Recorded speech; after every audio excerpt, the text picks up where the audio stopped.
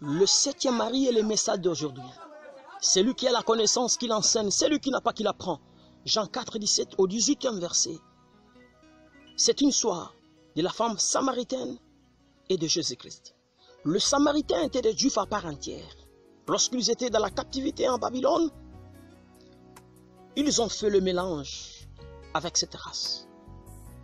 Voilà pourquoi cette femme dira à Jésus, nous sommes des Samaritains, vous êtes des Juifs, il n'y a pas de relation. Que l'Éternel vous bénisse. Il faisait très chaud que Jésus avait besoin de boire sur ces puits de Jacob. Alors Jésus dira à cette femme, si tu connaissais celui qui te demande de l'eau, c'est toi qui aurais dû le demander de l'eau à boire. Jésus parlait de l'eau de la vie éternelle, c'est-à-dire du Saint-Esprit qui va sécuriser, conduire votre vie aujourd'hui jusqu'à la vie éternelle.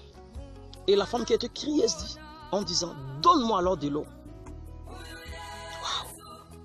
Le Saint-Esprit, ce n'est pas un garçon de course. Le Saint-Esprit, ce n'est pas une eau. Le Saint-Esprit, ce n'est pas une huile. Le Saint-Esprit, ce n'est pas un feu. Le Saint-Esprit, ce n'est pas une pluie. Le Saint-Esprit, ce n'est pas un vent.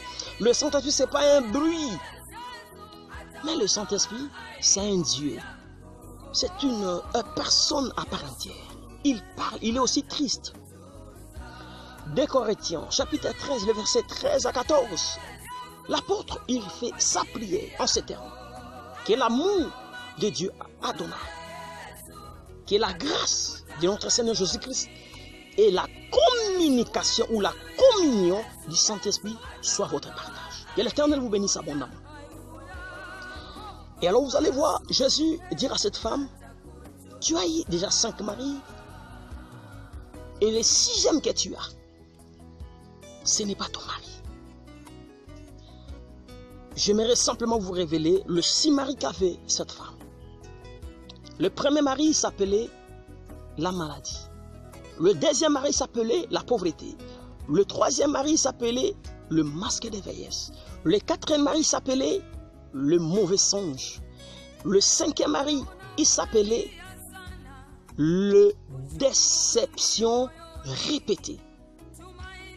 Et le 6e mari s'appelait la mauvaise réputation.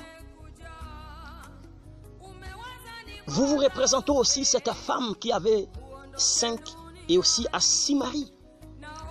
Vous avez peut-être eu un mari qui s'appelait la pauvreté. Vous avez eu un mari qui s'appelait la maladie. Un mari qui s'appelait les déceptions dans votre vie. Ce n'est que des maris de ce monde. Ce n'est que les maris qu'on vous a imposés dans votre famille, dans votre lignée de la sorcellerie, dans la lignée de la magie, des chefs coutumiers. Mais j'aimerais vous présenter à côté de Jésus-Christ parce que Jésus s'est limité au chiffre 6. Le chiffre 6. Or, le chiffre 6, c'est le chiffre de l'imperfection. Alors que Jésus était là, à côté de cette femme, comme étant le chiffre 7, pour dire, moi, je suis le chiffre 7. Le chiffre 7, c'est le chiffre du repos.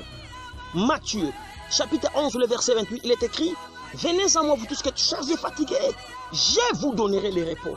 Jésus est le grand repos. Il est votre 7e mari. C'est lui qui vous donnera le grand repos.